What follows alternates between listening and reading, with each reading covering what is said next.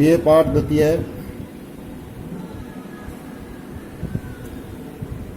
विषय हिंदी साहित्य, प्रश्न पत्र द्वितीय।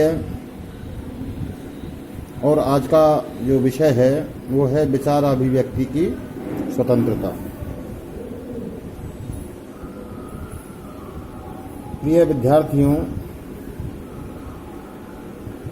आज विश्व के भीतर अधिकतर देशों में लोकतांत्रिक शासन व्यवस्था स्थापित है। लोकतांत्रिक देशों में विचारों की अभिव्यक्ति की जो स्वतंत्रता का प्रयोग संवैधानिक अधिकार के रूप में पत्रकारिता करती है,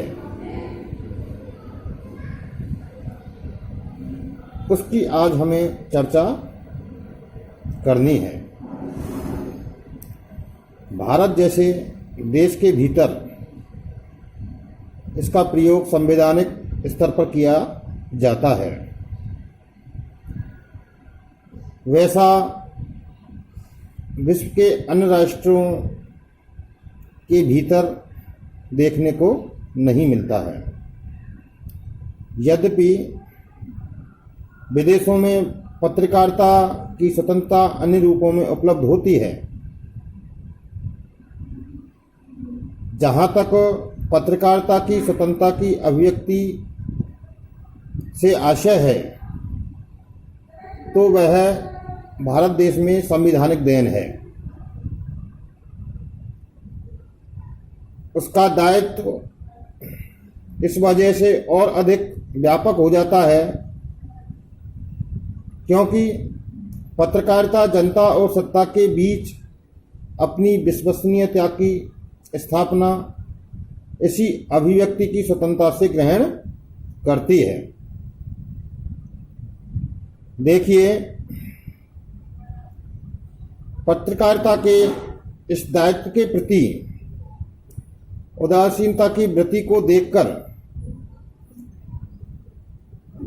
भारत के प्रथम प्रधानमंत्री पंडित जवाहरलाल नेहरू ने एक बार कहा था कि समाचार पत्र यदि गैर जिम्मेदार बन जाएं, समाज की मान्यताओं और स्थापनाओं को तोड़ने या सरकार को लोकतंत्र विरोधी तरीकों से उलटने वाले तत्व गैर जिम्मेदारी से काम करते हैं, तो समाज और राष्ट्र के व्यापक हितों और लोकतंत्री संविधान की रक्षा के लिए शपथबद्ध जनप्रतिनिधि सरकार का दायित्व हो जाता है कि वह उन्हें संयत करें।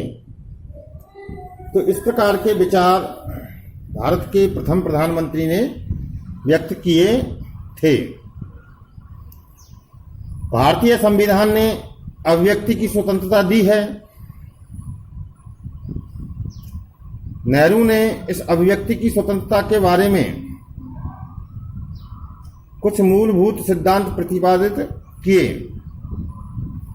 उनके अनुसार समाचार पत्रों की स्वतंत्रता के साथ लोकतंत्री दायित्व भी उन पर है कि सरकार चाहे वह किसी भी पक्ष की क्यों न हो, बातें जनता के समक्ष सही रूप से रखे और जनता को समझाने एवं जगाने का प्रयास करें। इससे स्पष्ट है कि पत्रकारिता लोकतंत्रीय व्यवस्था पर एक अलिखित आचार संहिता अपनाए जाने की व्यवस्था के प्रति सतर्कता बनाए रखती है। ऐसे अनेक उदाहरण दिए जा सकते हैं।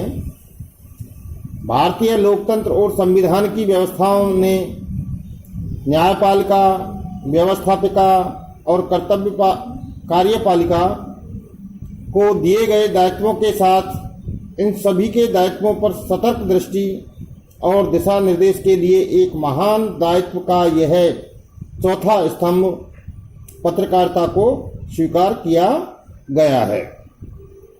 ये भारतीय संविधान की एक बहुत बड़ी विशेषता गिनी जाती है। पत्रकारिता की भूमिका को स्पष्ट करते हुए गांधी जी ने भी लिखा है कि समाचार पत्र का पहला उद्देश्य जनता की इच्छाओं, विचारों को समझना और उन्हें व्यक्त करना है। दूसरा उद्देश्य जनता में वांछनीय भावनाओं को जागृत करना। तीसरा उद्देश्य सार्वजनिक दोषों को निर्भीकतापूर्वक प्रकट करना है। आज यह कहा जा सकता है कि भारत में पत्रकारिता ने अधिकांश क्षेत्रों में सभ्यता, संस्कृति, शक्ति के प्रतीक के साथ जन आकांक्षाओं का प्रतिनिधित्व किया है।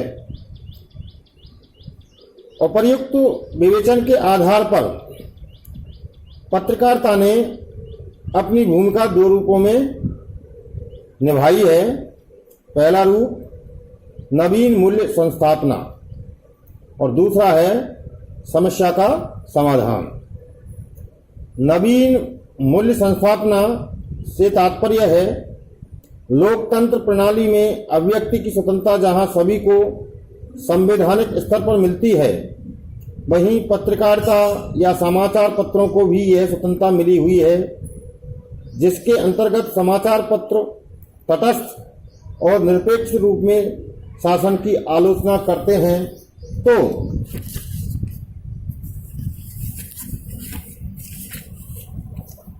पत्रकारिता प्रजातांत्रिक शक्तियों को सशक्त करती है। देखिए, दूसरा जो रूप है समस्या का समाधान। लोकतंत्र में समाचार पत्रों की भूमिका आम आदमी को उसके कर्तव्य बोध से परिचित करते हुए शासक वर्ग को जहां सतर्क व्यवहार के लिए सचेत करना है, वहीं अपनी समाचार दृष्टि और संपादकीय आदि के माध्यम से राष्ट्रीय जीवन में उत्पन्न छोटी बड़ी समस्याओं का समाधान प्रस्तुत करने में भी अपनी भूमिका को विस्मृत नहीं कर सकती। समाचार पत्र लोकतंत्र को पुष्टिकरण और स्वस्थ जनमत निर्माण की दिशा में अपनी भूमिका निर्वाह करते हुए समस्याओं का समाधान सशक्त एवं प्रभावशाली रूप में करते हैं।